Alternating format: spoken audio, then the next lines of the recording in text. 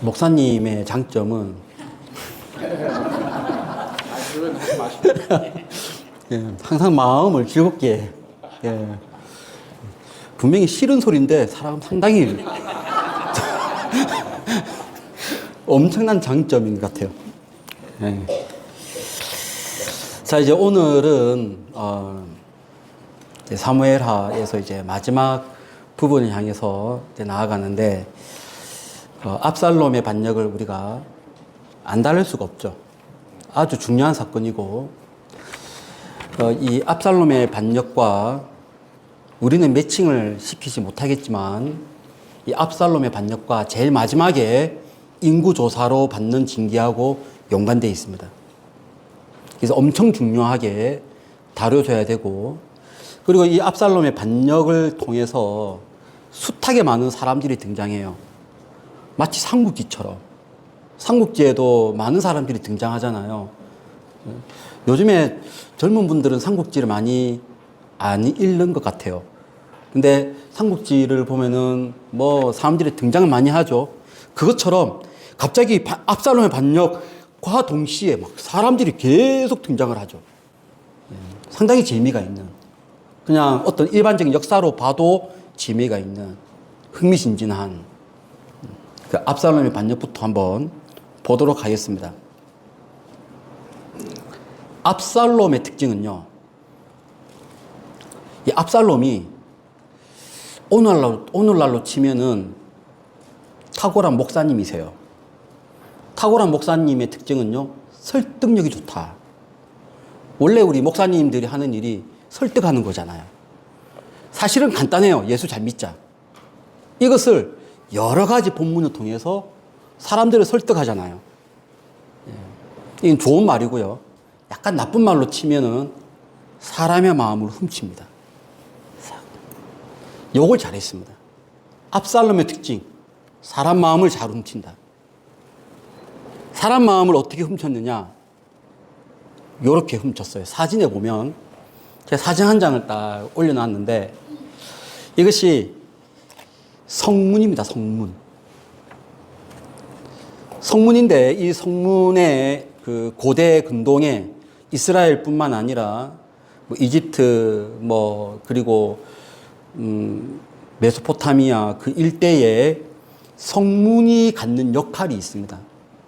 성문에서는 뭘 했느냐? 왕이 중요한 선포를 한다. 그러면 어디서 하느냐? 오늘날은 이제 방송이 있기 때문에 방송에서 선포를 하잖아요. 근데 옛날에는 방송이 없는 전혀 그냥 아날로그 시대 때는 어떤 중요한 발표를 한다. 그러면은 어떤 확성기도 없고 그냥 이 성문에서 나와서 발표를 하는 거예요. 그리고 왕의 선포뿐만 아니라 어떤 법이 바뀌었다. 그 법이 바뀐 것을 선포하는 장소도 이 성문이에요. 그리고 이 성문에서는 제일 중요한 재판이 여기서 있었어요. 재판장이, 재판석이 다른 성 안에 따로 있는 것이 아니고 성문 앞에 있습니다. 그래서 여기는 아까 우리 금방 보신 이 성문 이쪽으로 코너를 돌아가면 바로 여기에 코너 한 쪽에 문 딱 들어가자마자 지금 이제 이것이 옛날 왕이 앉았던 재판석인데 이제 옛날 그대로의 모습은 사라지고 조금 흩어졌지만 요 장소가 왕이 앉았던 자리예요.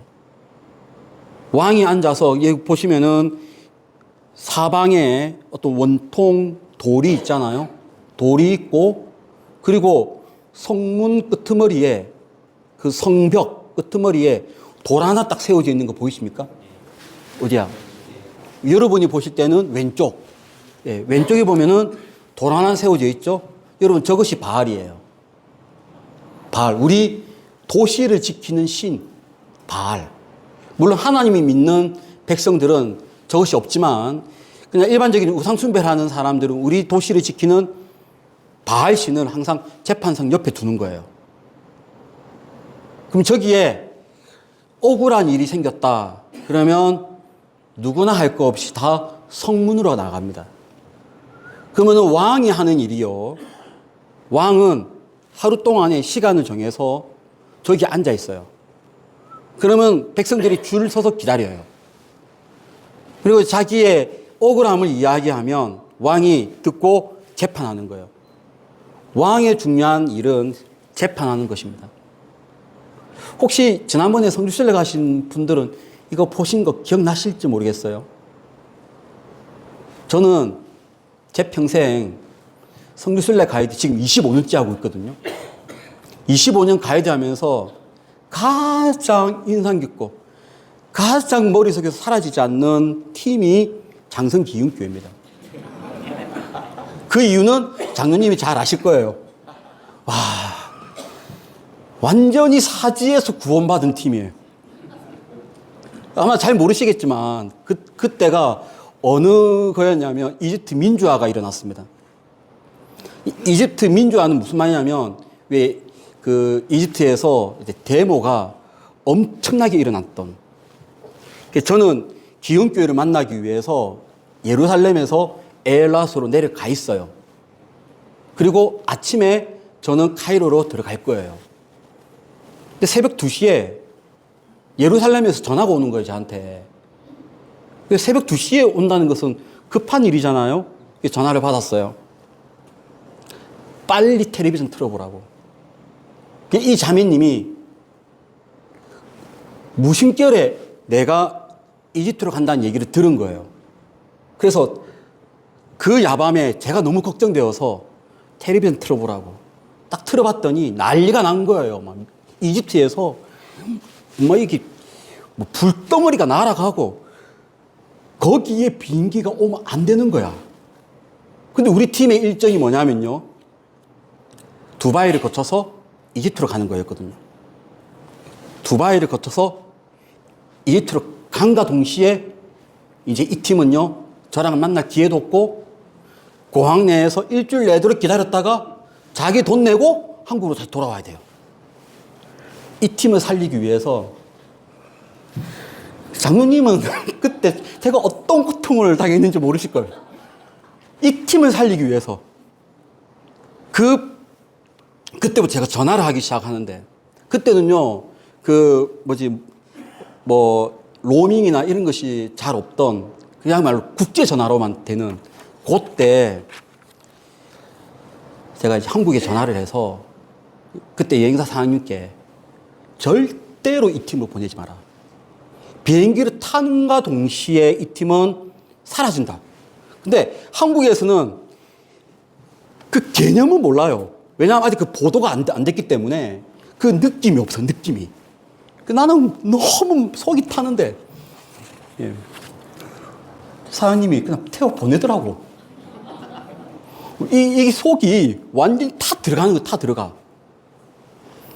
그리고 두바이 도착했어요. 두바이 도착했는데 또 이집트 가는 비행기 또 탔네. 이러면 끝이라 이제. 근데 내가 비행기 타고 있는 장로님하고 통화를 했습니다. 그 비행기 타면 안 된다고. 근데 저는 그때 이집트에서 어떤 일인지 잘 모르겠지만 이 팀이 무식하게 그냥 다 내렸어요. 원래 그렇게 하면 안 되잖아요. 환승하는 데에서 비행기를 탔는데 그냥 나온다. 이거 안 되는 거거든요. 근데 우리 장로님을 비롯해서 우리 팀이요, 나가자! 우와! 맞습니까? 맞습니다. 정말로 그랬어요. 와, 이제 기적 같은 일이 벌어진 거예요. 그래서 그 팀이 살았습니다. 예, 살아서 두바이로 가지 않고 두바이에서 이집트로 가지 않고 요르단으로 건너와서 요르단에서 이스라엘로 들어와서 저를 만나서 이제 그냥 정상적으로 선교순례를 했죠. 그때요, 모든 팀이요 다 이집트에서 잡혔어요. 그리고 어떤 팀은 자기 사비 들여서 한국 돌아오고, 어떤 팀은 며칠 까먹고 3, 4일 선교순례하고 돌아가고, 유일하게 우리 팀만 선교순례 정상적으로 했다는 거 아니에요. 내가 이 팀을 잊겠어요? 잊을 수가 없지. 그리고 그때요, 밤새도록 저희 누나하고 저하고 했던 것이 우리 돈 들이지 않고 이집트 간 비행기를 말고 요르단으로 가는 비행기를 타게끔 얼마나 전화를 많이 했다고요.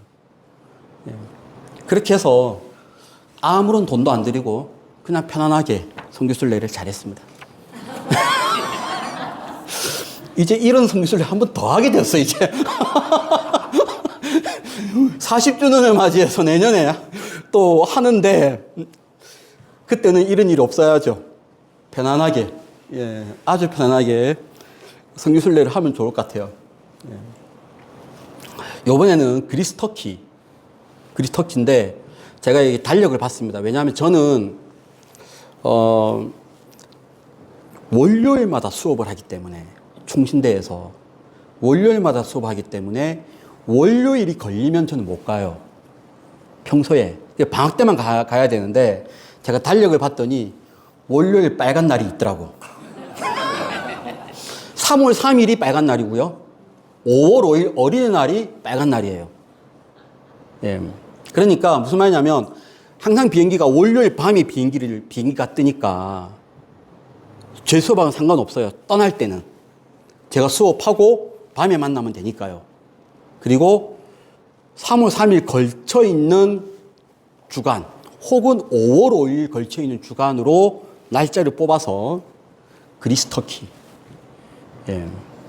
여러분, 그리스 터키는요, 이게 성교순례 더하기, 재미 더하기. 상당히 재밌어요. 어린아이처럼. 예. 한번 잘 준비해서 여러분 성교순례 꼭 가시길 바라고, 지금 여행 상품이 한 330만 원 정도 나와 있거든요. 이것이 제일 싸요. 3년 뒤에는 400만 원 올라갑니다. 제가 성교순례 처음 시작할 때 150만 원짜리 상품이 있었거든요. 근데 150만 원이 180만 원 되더니 180만 원이 230만 원 되더니 230만 원이 300만 원 되더니 지금은 한 330만 원. 예. 할렐루야. 예. 열심히 돈 모으기. 예. 지금부터 돈 모으기. 그리고 갈 때는요, 사도행전을 지금 사무엘하를 공부를 하듯이 엄청나게 공부를 하셔야 되고, 사도 바울의 일대기니까. 그리스 터키가. 그리고 또 하나가, 혹시 역사를 좋아하시는 분이 있나요? 역사, 세계사. 여러분, 한번 버스를 타고 그 다음 장소까지 4시간에서 5시간 걸리거든요. 탔다고 무조건 4시간. 타면 4시간. 타면 2시간. 막 항상 이렇게 오래 걸려요. 그 오래도록 제가 무슨 말을 하냐면 세계사를 얘기해요. 예. 상상을 초월합니다. 이 세계사가. 세계사 안에 역사하는 하나님. 이거요, 기가 막힌 여행이거든요. 예, 330만 원. 뭐, 여러분 돈 많잖아요. 그래서 꼭 내년에, 예, 저랑 같이 그리스 터키에서 만나기를 바랍니다. 네. 자, 이제, 이 얘기하다가 통일 얘기 나왔는데, 이스라엘을 가면, 이스라엘은 못 가요. 이스라엘은 전쟁 때문에 못 가지만, 이스라엘을 가면 이것을 볼 수 있어요. 압살롬이 반역을 했던 그런 장소, 성문에서 왕이 재판하는 그 장소. 근데 이 압살롬이 어떻게 마음을 휘어잡았느냐. 이렇게 휘어잡습니다. 여기는 왕이 재판하는 곳이라고 했잖아요. 자, 이제 압살롬이 백성들의 마음을 휘어잡는 방법 보세요. 여기는 오늘은 일부에는 사람들의 마음을 휘어잡는 방법들이 몇 가지가 나와요. 압살롬이 일찍이 먼저 성문 가는 길에 서 있습니다. 그리고 재판받기 위해서 전국 각지에서 올 거 아니에요. 그 길목으로 가는 사람들에게 딱 뭐라고 얘기하냐면, 너 어느 도시 사람이니? 부산이니? 장성이니? 첨단이니? 내 첨단이야. 그러면 압살롬이 하는 말이, 너 맞아. 너가 지금 송사하러 오는 것이 맞는데 웃자냐? 왕이 너의 송사를 들을 사람을 세우지 않았네. 그러니까 재판장을 세우지 않았네. 왕도 나오지 않네. 재판장도 없네. 너 헛걸음하는 거야. 그러니까 지금 이 사람은 누가 하는 말이에요? 왕자가 하는 말이잖아요. 그러니까 이 말을 믿을 수밖에 없어요. 압살롬이 또 말합니다. 그러니까 어쩔 수 없이 내가 재판장이 되어서 내가 너의 억울함을 풀어줄게. 걱정하지 마. 그러니까 이 사람이 너무 감사한 거예요. 아니 왕이 세우지 않은 그 재판석 자리에 압살롬이 대신 해주겠다니까 얼마나 감사해요. 억울함이 얼마나 많은데 여러분도 억울함이 많잖아요. 그 풀어주기를 바라잖아요. 그것을 압살롬이 풀어준다니까 너무 감사해요. 너무 감사해서 어떻게 하냐면 압살롬에게 절을 합니다. 바로 절을 딱 하려고 하니까 압살롬이 이렇게 세웁니다. 이렇게 세워서 그리고는 입을 맞춥니다. 옛날 사람들은 이게 인사를 할 때 남자들도 쪽쪽 소리 내거든요. 저는 처음에 이 적응이 안 돼갖고요. 남자끼리 인사하는데 그러더라고요. 그렇게 인사를 했단 말이에요. 이 사람이요 뿅 갔어요. 그리고는요 한 사람 한 사람의 마음을 다 휘어잡습니다. 이것이 무서운 거예요.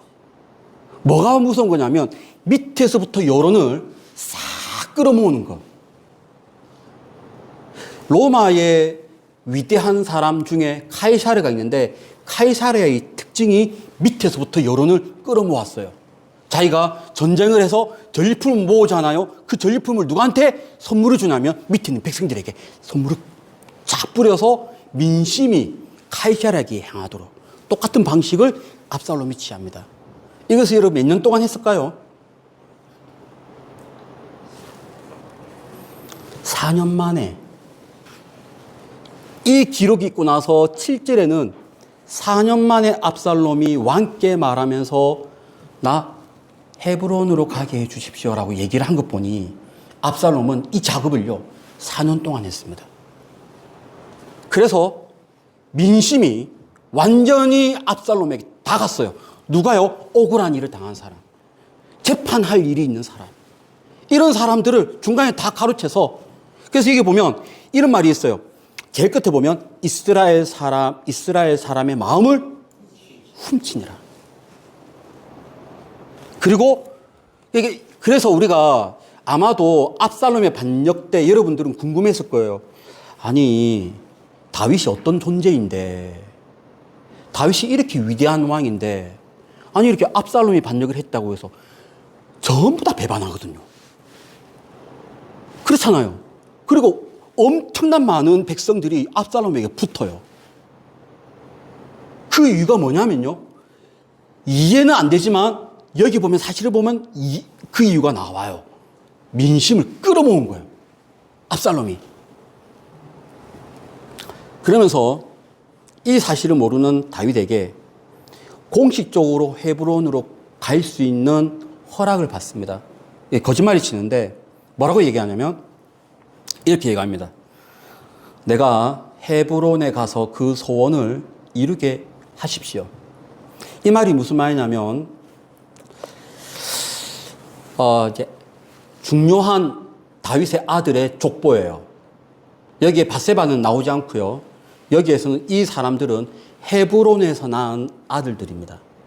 헤브론에서 낳은 아들 중에 우리가 주목해야 될 사람이 암논이 나오죠. 암논은 제가 다루지 않았어요. 이 암논이 압살롬에게 의해서 죽임 당합니다. 왜냐? 암논이 압살롬의 동생을 겁탈했거든요. 거기에 분노해서 압살롬이 암논을 죽여요. 그래서 다윗의 마음이 되게 심란했습니다. 그때 암논은요, 아히노암, 이스라엘 출신 아히노암의 아들이고요. 그 다음에 핫깃의 아들, 아도니아는 솔로몬이 왕을 이어받을 그 시점에 반역을 했던 사람이에요. 아도니아는 헤브론에서 낳은 넷째 아들이에요. 우리가 주목해야 될 사람은 압살롬인데, 이 압살롬의 엄마 이름이 마아가인데 좀 특이해요. 이 마아가는 그 집안이 짱짱한 집안입니다. 어떤 집안이냐? 구술 땅. 구술은 뭐냐면 이게 이제 우리가 이 압살롬의 반역을 좀 읽을 때 이해될 것이 조금 지리적인 개념인데 몇 번 구술이라는 단어가 나와요. 구술은 뭐냐면 갈릴리 호수에서 저 일대 갈릴리 호수에서 벳세다 도시와 가보나움 일대를 총칭하는 그 일대에는 아람 사람들이 잠깐 조그마한 왕국을 세운 적이 있습니다. 구술 땅, 구술 왕. 여기에 여자예요. 이 엄마가. 그러니까 지금 그가 다윗에게 자꾸 미움을 받으니까 암논을 죽였기 때문에 어디에 피신해 있냐면 구술에 피신해 있잖아요. 구술에 가 있던 이 압살롬이 이제 부름을 받고 예루살렘으로 돌아와요. 그러면서 무슨 얘기를 하냐면 이런 얘기를 하죠. 내가 구술에 있을 때 서원했습니다. 구술에 아버지의 그 눈을 피해서 구술에 있을 때 무슨 서원을 했느냐. 예루살렘으로 돌아가게 하시면 내가 하나님께 예배하겠습니다. 라고 하는 서원을 했다는 거예요. 물론 거짓말이죠. 합법적으로 헤브론으로 갈 수 있는 그 자리를 차지하기 위해서 거짓말로 이런 얘기를 하는 거예요. 그래서 왕이 평안히 가라. 왕께 허락을 받았으니 헤브론으로 가는 그 걸음에 공식적으로 예배하니까 이것저것 막 다 챙겼을 거 아니에요. 나팔수도 챙기고 막 엄청난 많은 생기는 거 아니에요. 그 자리가 이제 지금까지 민심을 끌어모았으니 헤브론에서 자기 스스로 왕이 되려고 하는 그런 자리가 되는 겁니다. 자, 그렇게 해서 이제 압살롬이 헤브론에서 왕이 되는데 우리가 이런 질문을 할 수 있습니다. 우리 첫 번째 시간에서 왜 다윗이 헤브론을 취할 수밖에 없었느냐? 첫 번째, 7년 동안 통치할 때. 그때 말씀 나누었어요. 자, 이번에는 왜 압살롬이 또 헤브론을 선택했느냐? 그것은 좀 쉽게 생각하시면 됩니다. 다윗이 처음에는 헤브론에서 왕이 되었어요. 그래서 헤브론의 민심을 휘어잡았어요. 근데 예루살렘으로 옮기잖아요. 그러면서 중앙이 갑자기 변방이 되었습니다. 헤브론 사람들의 마음이 심란해요. 아, 우리가 중심이 될 수 있었는데 예루살렘으로 빼앗겼다는 거예요. 그 어수선한 마음을 누가 잡아요? 헤브론에서 태어난 헤브론의 아들 압살롬이 그 민심을 휘어잡습니다. 그리고 재판석으로 가는 사람들도 휘어잡았고, 이 압살롬이 이거 참 잘했습니다. 민심을 휘어잡는, 설득하는 것. 그리고 또 하나가 있는데 이것도 참 우리가 이해가 안 되는 부분이 있어요. 이 아히도벨이 어떤 존재냐? 삼국지에 유비에 있어서 제갈공명이 참모거든요. 다윗에게 있어서 이 제갈공명과 같은 사람이 아히도벨이었단 말이에요. 참모였단 말이에요. 근데 이 참모였던 아히도벨이 압살롬에게로 넘어갑니다. 자, 이것은 왜일까요? 지금 너무 이해 안 되는 게 너무 많아요. 많은 백성이 다 넘어가요. 왜 이 아히도벨은 압살롬에게 넘어갔을까요? 나오지는 않지만 제 생각이에요. 제 생각인데 밧세바를 취한 사건에 많은 사람들이 충격받습니다. 어떻게 우리 왕이 밧세바를 취하기 위해서 저렇게 출중한 신하를 죽일 수 있단 말이야. 실망을 좀 하고 있단 말이에요. 그 실망한 자리에 했던 사람들이 다 돌았습니다. 여러분, 완벽하게 다 돌아서요. 유다 사람들 다 돌아서요. 이스라엘 사람들은요, 완전히 다 돌아서요. 유다 사람들이 이스라엘 사람들이 돌아서는 거는요, 어디까지 영향을 미치냐면, 세바가 반역을 할 때, 세바의 반역 때, 유다 사람들은 동참하지 않지만, 읽어보면은 이스라엘 사람들이 다 동참해요. 그러니까 지금 이 다윗이 밧세바를 취한 이 사건이 두고 이스라엘 사람들한테 충격이 되었을 것이다. 그 충격 때문에 아히도벨도 넘어가는데 거기에 압살롬이 중간에서 마음을 훔치니까 지금 모든 민심이 압살롬에게 다 넘어가게 되는 거예요. 그리고 다윗이 대세를 거릴 수가 없어요. 그래서 도망갑니다. 처절하게 도망가는데, 자, 이거 보면 기드론 시내를 건너가니 건너간 모든 백성이 광야길로 향하니라. 여기가 예루살렘, 기드론 시내, 감난산, 광야 이렇게 되거든요. 광야로 가기 위해서는 기드론 시내를 넘어야 되고요.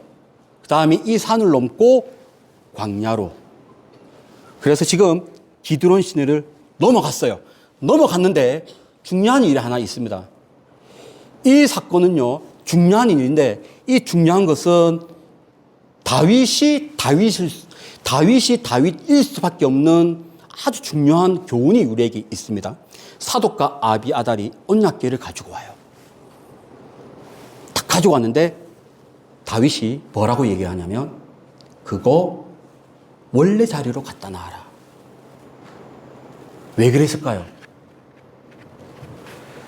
우사의 교훈이 남아 있습니다. 우사의 교훈이란 것은 무엇이냐? 언약궤는 내 소유가 아니잖아요. 이 언약궤는 하나님의 것이고 하나님의 자리에 있어야 되고 이 언약궤가 있어야 될 자리는 내가 도망하는 자리를, 이 도망하는 자리가 전쟁도 아니잖아요. 원래 이 언약궤는 전쟁터에 또 나가기도 하는데 전쟁도 아닌데 내가 도망간다고 해서 이 언약궤를 가져갈 수는 없는 겁니다. 그래서 지금 우사의 교훈이 그에게 완전히 딱 박혀서 그가 이렇게 고통스럽게 고난 가운데 도망가는 그 자리에서조차도 하나님의 것은 하나님의 것, 소유욕을 갖지 않는 자세를 가지고 있습니다. 그러면서 그는 하나님을 믿습니다. 하나님께서 나에게 은혜를 주실 것이다 라고 하는 것을 바라보죠. 자, 그런데 자, 여기 보면 중요한 말이에요. 보라. 이때 보라는 히브리어로 이런 단어예요. 힘내. 힘내라는 말은 히브리어로 여보시여 정신 차리세요. 이런 거. 느낌이. 혹은 아이고 아빠 너무 배가 고파요. 봐라 식당이 있네. 이런 거. 이런 느낌. 예. 보라. 지금 뭐 하는 것이냐. 이런 느낌이에요. 하나님의 길을 도로 예루살렘으로 가져가라. 내 것이 아니야. 만일 내가 나의 눈에 하나님의 은혜를 보았다면 이게 직역입니다. 이것을 뭐라고 얘기하냐면 내가 여호와 앞에서 은혜를 입는다면 하나님께서 나의 길을 인도하실 것이다. 언약궤가 내 옆에 있다고 해서 하나님이 나를 보호하는 것이 아니라 언약궤는 원래 자리에 있고 정말로 하나님이 살아계시고 하나님이 나를 볼 때 의인이라고 판정하시면은 하나님이 나의 길을 지켜주실 거라고 하는 믿음이 있는 거예요. 그 믿음으로 다시 도로 돌아가라. 그러면 하나님이 나를 인도하사 언젠가 다시 언약궤를 내가 볼 수 있도록 해 주실 것이다. 돌려보냅니다. 여기서 교훈은 우사의 죽음의 교훈. 이것은 나의 소유가 아니다. 그리고 하나님께 주시는 은혜를 믿었다라고 하는 것을 볼 수가 있습니다. 자, 이제 제가 금방 얘기했던 예루살렘 성지순례는 이번에 못 가니까 한 4, 5년 뒤로 미루는 걸로 하시고요. 저희가 다윗성이에요. 다윗성에서 기드론 골짜기를 넘어가야 그 다음에 광야로 가요. 근데 너무 신기한 것이, 자, 이거는 너무 신기해요. 왜 신기하냐면 이 자리가 어떤 자리냐면 기드론 골짜기를 넘었죠. 광야로 넘어가는 여기에서 법궤를 돌려보냈단 말이에요. 근데 여기가 어디냐? 너무 신기하게도 겟세마네 동산입니다. 너무 신기한 거예요. 겟세마네 동산은 예수님께서 기도하신 자리잖아요. 바로 여기에서 예수님은 기도하셨고 여기에서 법궤도 있었다가 돌아가는데, 그래서 이것이 도대체 왜 똑같은 자리일까 제가 생각을 좀 해봤더니 공통점이 좀 있습니다. 어떤 공통점이냐? 둘 다 예수님의 겟세마네 동산도 유다의 배반, 다윗도 자기 아들의 배반해야 될 사람이 아닌 사람에 의해서 배반을 당한 자리, 겟세마네. 또 다른 공통점은 예수님은 그럼에도 불구하고 오로지 하나님의 뜻만을 구했고 하나님의 뜻대로만 가려고 했던 자리가 이 자리. 다윗도 이 자리가 어떤 자리냐? 소유욕을 갖지 아니하고 하나님의 인도함을 바라본 자리. 겟세마네 동산. 여러분도 이런 자리가 있기를 소망합니다. 예. 이렇게 해서 이제 돌려보내고 다윗이 울면서 도망합니다. 어떻게 도망가느냐? 맨발로 갑니다. 맨발로 가고 머리는 풀에 헤치고 그러면서 울면서 도망가는 이 모습. 이것이 다윗이 얼마나 마음이 어렵고 피폐했는지를 보여주고 있는 장면이 되겠습니다. 이제 반전들이 일어납니다. 가장 큰 반전은 바로 이 장면인데, 아히도벨은 제갈 공명과 같은 사람입니다. 아주 계략이 뛰어나요. 실제로 아히도벨이 말한 계략대로 했다면 압살롬이 정권을 쥐었습니다. 근데 압살롬이 후세의 계략을 쫀단 말이에요. 후세는요, 그 계략이 압살롬을 망하게 하는 계략인데, 압살롬은 후세의 계략을 취합니다. 여기도 보면 뭐가 있냐면 후세에 압살롬의 마음을 훔치는 작전이 나옵니다. 이거 한번 보실게요. 압살롬도 마음을 훔쳤어요. 이번에는 후세가 어떻게 압살롬의 마음을 훔치는지. 이것은요, 여러분요, 상대방의 마음을 훔칠 수 있어요. 이 방법대로 하면. 한번 볼게요. 먼저 아히도벨. 이제 내가 사람 12,000명을 택하게 하소서. 오늘 밤에 내가 일어나서 다윗의 뒤를 추적하여 그와 함께는 모든 백성이 도망하리니 내가 다윗 왕만을 쳐 죽이고 이 모든 성공의 여부는 이 사람에게 달려 있습니다. 계략은 맞아요. 근데 말끝마다 내가 엄청 교만한 말이에요. 여러분, 이 말은요, 나도 듣기 싫어요. 여러분도 듣기 싫어요. 아무리 맞는 말을 할지라도 자꾸 내가 내밖에 없어 이러면요 엄청 듣기 싫어. 아히도벨이 다 그거예요. 전부 다 내가. 압살롬이 심기가 불편합니다. 이 사람이 말이 맞는 것 같은데 너무 교만하게 그지없거든요. 자, 그러면 후세는 어떻게 한 줄 아세요? 왕이여 만세. 왕이여 만세. 내가 전에 왕의 아버지를 섬긴 것 같이 왕을 섬기겠습니다. 왕도 하시거니와. 왕의 아버지와 그의 총회들은 용사라. 온 이스라엘을 단에서 브엘세바까지 모으고 아히도벨은 내가 이랬는데 당신께로 내가 모아드리겠습니다. 당신이 친히 가십시오. 오로지 당신이 만세. 틀려도 그런갑다. 너의 계략이 맞아. 여기에 제가 아까 삼국지라고 얘기했잖아요. 엄청난 재밌는 장면입니다. 그래서 하나님이 후세를 그 적진에 보내시고 압살롬의 계략을, 아히도벨의 계략을 완전히 무산케 하신 장면입니다. 그래서 여기가 뭐냐면 아까 다윗이 그랬잖아요. 언약궤를 다시 도로 가져가라. 여기는 뭘 믿었냐면 하나님이 인도하심을 믿었단 말이에요. 여기에 믿음의 능력이 있습니다.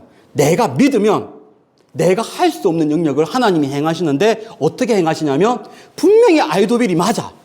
하지만 하나님이 아히도벨의, 제가 이렇게 정리를 한 것이 아히도벨의 교만한 지혜자를 택하지 않게 하시고 겸손한 지혜자, 예 계략을 선택하게 하시는 하나님의 역사가 이 안에 있단 말이에요. 그래서 우리에게 필요한 것이 아까도 제가 조금 전에 제가 말씀드린 것처럼 하나님의 인도하심을 믿어야 됩니다.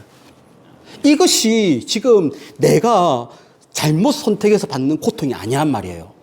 고난도 두 가지 종류가 있는데 내가 실수해서 받는 고난이 있어요. 내가 거기 투자하면 안 되는데 내가 잘못 판단해서 투자하는 바람에 온 집안이 지금 완전히 경제적으로 박살났어요. 이건 내가 잘못 선택한 거거든요. 이건 여러분 고통 당해야 됩니다. 이것이 미스파트거든요. 근데 그것이 아닌데 하나님의 뜻대로 했고 정말 교회의 뜻대로 했고 목사님의 기도대로 했고 다 갔는데 고난이 왔단 말이에요. 이때는요 하나님의 인도함을 믿어야 됩니다. 이 어려운 환경에서 나를 해책할 수 있는 하나님의 능력, 그것을 다윗이 우리에게 그대로 보여주고 있습니다. 언약궤를 다시 돌려보내라.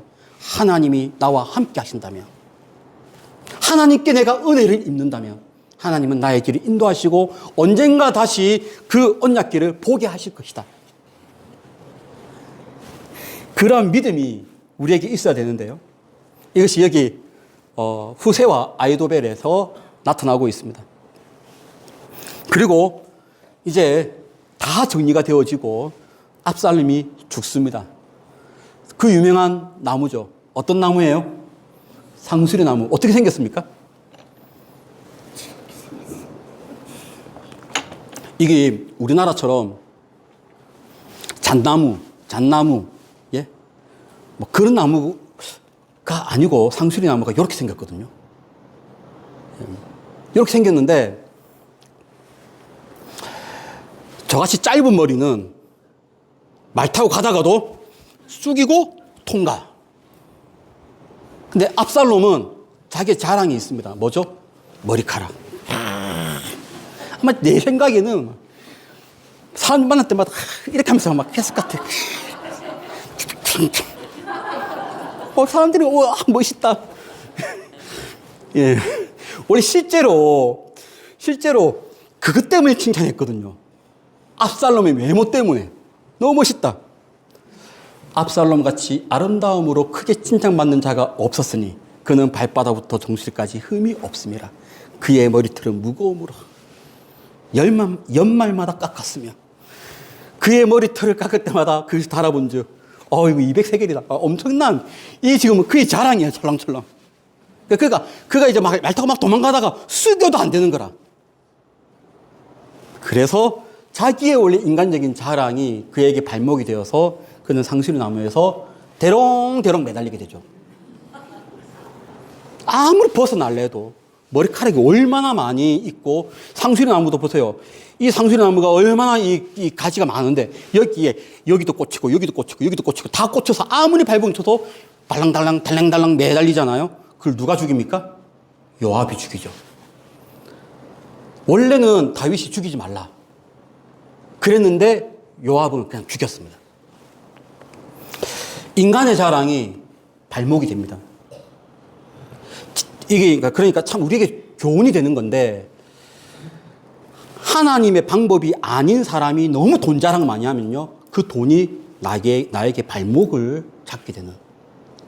똑같이 외모, 어떤 환경, 모든 것이 하나님의 방법이 아닌 것으로 너무 자랑하잖아요. 그것이 나에게 발목이 잡힐 수가 있습니다. 여기에 또 다른 인물들이 등장하는데, 아히마스와 구스가 등장해요. 이게 참 특이한데, 이제 압살롬의 반역은 진압되었습니다. 그리고 압살롬도 죽었습니다. 다윗은 어떤 소식을 기다리고 있냐면, 압살롬의 반역이 진압됐다는 것은 이미 믿고 있습니다. 왜냐하면 하나님의 인도하심을 믿었기 때문에 이것은 아무것도 아니에요. 지금까지 나에게 역사했던 하나님으로 보건대 이 반역이 더 이상 더 깊이 들어갈 거라고는 그는 믿지를 않았어요. 그래서 잠깐만요. 다윗에게 했던 말이, 여기는 제가 기록을 하지 않았는데 무슨 말을 하냐면 신하들에게 압살롬에게 너그럽게 대하라. 이런 말을 해요. 왜냐하면 믿었기 때문에. 근데 그 요압이 죽였단 말이에요. 자, 이제 이 소식을 전하는 과정에서 두 사람이 등장합니다. 한 사람은 구스가 등장하고 한 사람 아히마스가 등장합니다. 여러분이 이 기록을 읽을 때 왜 이 두 사람이 등장하지? 요압이 이 소식을 전하기 위해서 우리가 반역을 진압했고 압살롬도 죽였다는 소식을 전하기 위해서 사람을 뽑는데 아히마스가 내가 가겠다라고 합니다. 그러니까 요압이 너를 뺍니다. 넌 가지 마. 그러면서 누구를 뽑냐면 구스 사람을 뽑아요. 구스 사람에게 가라고 하는 겁니다. 근데 이 아히마스는 굳이 자기가 전해야 되어 있거든요. 그래서 구스가 먼저 가고 난 다음에, 구스 사람이 가고 난 다음에 아히마스가 뒤따라가는데 얼마나 발이 빨랐는지 그가 구스 사람을 따라내고 먼저 왕에게 도착합니다. 왜 그랬을까요? 아히마스는 어떤 사람이냐면 아히마스는 기쁜 소식을 전하기를 좋아하는 사람입니다. 그는 좋은 소식이 있으면 제일 먼저 왕에게 가서 기쁜 소식을 알리고 싶은 사람이 이 사람의 특징입니다. 그래서 이 아히마스는 오늘날 우리가 돼야 됩니다. 기쁜 소식을 전하는 사람. 그 누구보다. 그래서 지금 그가 열심히 달려가는 기쁜 소식 전하기 위해서 구스 사람이 먼저 전하면 안 된다는 거예요. 이 좋은 소식을 먼저 내가 가서 전해야 되겠다. 여기 보면 23절에 보면 그가 한사코 달려가겠노라 하는지라 요압이 이르되 그리하라 하니 아히마스가 들길로 다름질하여 구스 사람보다 앞질러 가니라. 그리고 파수꾼이 쫙 봤더니 아히마스가 오거든요.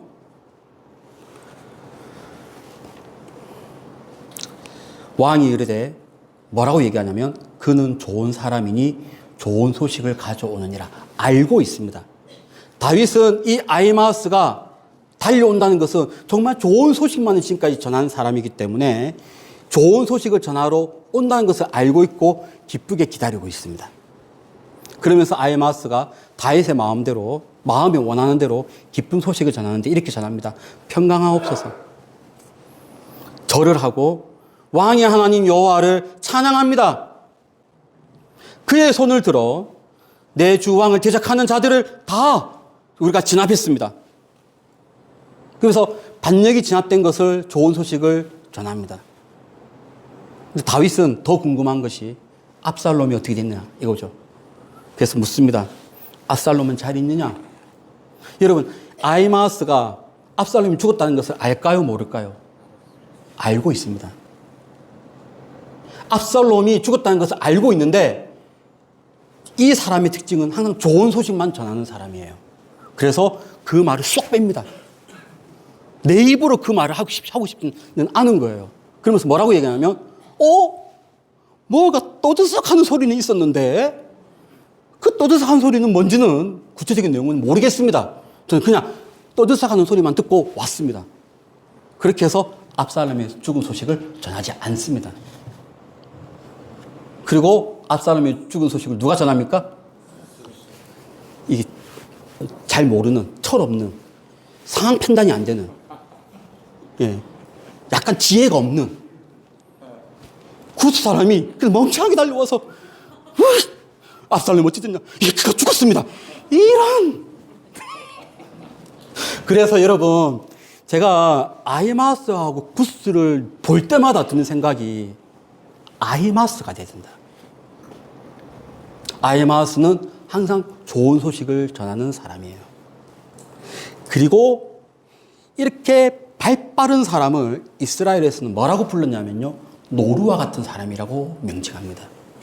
노루와 같은 사람은요. 빠른 사람이고 노루와 같은 사람은요. 기쁜 소식만을 전하는 사람이에요. 근데 이것이 되게 쉬운 말 같지만 여러분 사실은 그렇게 쉬운 말이 아닙니다. 왜냐하면 내 입에서 말만 꺼냈다 그러면 불편한 사람들이 얼마나 많다고요. 상대방이 듣기 싫은 소리, 상대방이 들으면 안 되는 소리, 상대방의 마음을 그냥 갉아먹는 소리를 하는 사람들이 얼마나 많다고요. 구스와 같은 사람. 예, 죽었습니다. 근데 아히마스는 죽었습니다라는 말을 듣기 위해서 먼저 기름칠을 하는 거예요. 뭔가 떠드는 소리가 나긴 했는데 약간 불안하죠? 근데 그 소리가 뭔지는 모르겠습니다. 마음의 준비를 하라는 거예요. 얼마나 지혜롭습니까? 좋은 말만 하는 사람. 노루와 같은 사람. 그래서 이 노루가 뜬금없는 것 같은데 사무엘하 2장 18절에도 아사헬을 바른 노루, 들노루와 같이 빠르더라. 쯔비거든요. 쯔비. 제가 왜 이 쯔비를 얘기하냐면 다윗의 조가를 얘기할 때 영광이 넘어졌다 할 때 그 영광이 원래는 카보드라는 단어를 사용해야 되는데 쯔비라는 단어를 사용해요. 왜냐하면 다윗의 눈으로 볼 때 사울 왕과 요나단은 노루와 같은 사람입니다. 쯔비와 같은 사람이에요. 근데 그 쯔비와 같은 사람이 또 누가 등장하냐면 아히마스가 등장합니다. 그는 쯔비와 같은 사람이에요. 노루와 같은 사람이에요. 좋은 소식만을 전하는 사람입니다. 그래서 저는 항상 제 입에서 좋을 말만 하고 싶어요. 예. 왜 이렇게 먹기만 해서 살만 부둥부둥 떴습니까? 기분이 나쁘잖아요. 그런 말 말고 참 덕스럽습니다. 좋을 말만, 특히 좋은 말만. 그래서 여러분, 이스라엘의 우체국의 상징이 노루입니다. 좋은 소식을 빨리 전하는 사람. 쯔비와 같은 사람. 아히마스와 같은 사람. 그리고 여러분, 아가서에는 이 노루가 메시아를 상징합니다. 왜냐하면 메시아는 어떤 존재냐? 노루와 같이 동해 번쩍, 서해 번쩍, 번쩍번쩍 나타나서 좋은 말만 했거든요. 생명 있는 말만 했거든요. 그러니까 우리 모두가 이런 사람이 되어야 되는 거예요. 노루와 같은 사람, 아히마스와 같은 사람. 내 사랑하는 자야, 너는 빨리 달리라. 향기로운 산 위에 있는 노루와도 같고 어린 사슴과도 같다. 우리가 이 압살롬의 반역을 통해서 볼 수 있는 교훈은 뭐냐면 사도 바울은 두 가지가 있었는데 하나는 사람을 신뢰했습니다. 사람과의 신뢰. 누구냐면 후세. 그리고 성 안에 있는 사독과 아비아달. 그들을 믿고 적진으로 보내는 거예요. 그리고 하나님의 인도하심을 믿습니다. 하나님의 길을 성부로 도로 메어 들어가라. 그러면서 뭐라고 얘기하냐면 나를 위하여 젊은 압살롬을 너그러이 대우하라. 이 말은 무슨 말이냐면 이미 우위에 있다는 말이거든요. 영적으로 우위에 있고 힘의 우위에 있는 사람이 이런 말을 할 수 있는 거예요. 그는 하나님의 인도하심을 굳게 믿었습니다. 그리고 돌아오는 길에 또 사람이 등장하죠. 시므이라고 하는 사람이 등장하는데 시므이가 어떤 사람이에요? 그가 도망갈 때 저주했던 사람이에요. 개라고 하는 단어를 사용해요. 같은 사람아. 어제 제가 개에 대한 그 상징을 얘기했잖아요. 가장 이스라엘에서 혐오스러운 그 말을 써가면서 다윗을 저주합니다. 돌아올 때 시므이가 잘못을 구합니다. 그때 아비새가 어떻게 합니까? 저놈은 죽여야 됩니다. 어디 우리에게 저런 말을 합니까? 절대 용서할 수 없습니다. 죽여야 됩니다. 아비새가 어떻게 보면 우리가 될 수 있어요. 나에게 해코지한 사람, 저 사람은 죽여야 됩니다. 용서할 수 없습니다. 근데 여기에서 우리가 볼 수 있는 것은 용서는 누가 할 수 있냐면 영적으로 우위에 있는 사람만이 할 수 있는 것이 용서입니다. 용서는요, 누가 할 수 없냐면요, 영적으로 서지 못한 사람은요, 용서를 할 수가 없습니다.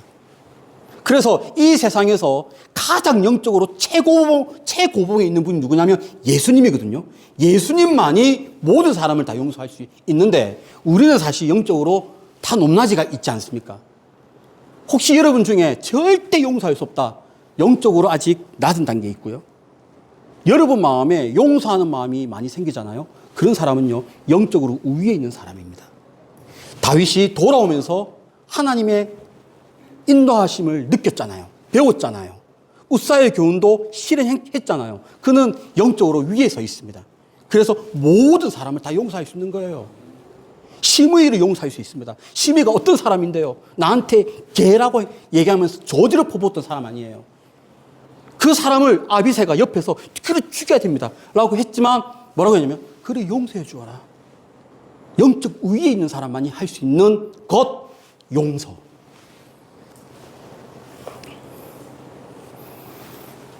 그리고 무비보셋도 등장합니다. 무비보셋은 우리가 이 사람을 통해서 배울 수 있는 것은 무비보셋은 어떤 사람이냐? 다윗에게 오해를 받아요. 근데 한결같이 다윗에 대한 충성을 여전히 가지고 있습니다. 이러한 자세. 나는 하나님을 위해서, 나는 교회를 위해서, 하나님 나라를 위해서 엄청나게 봉사했는데 오해를 해. 에이, 이딴 거 필요 없다.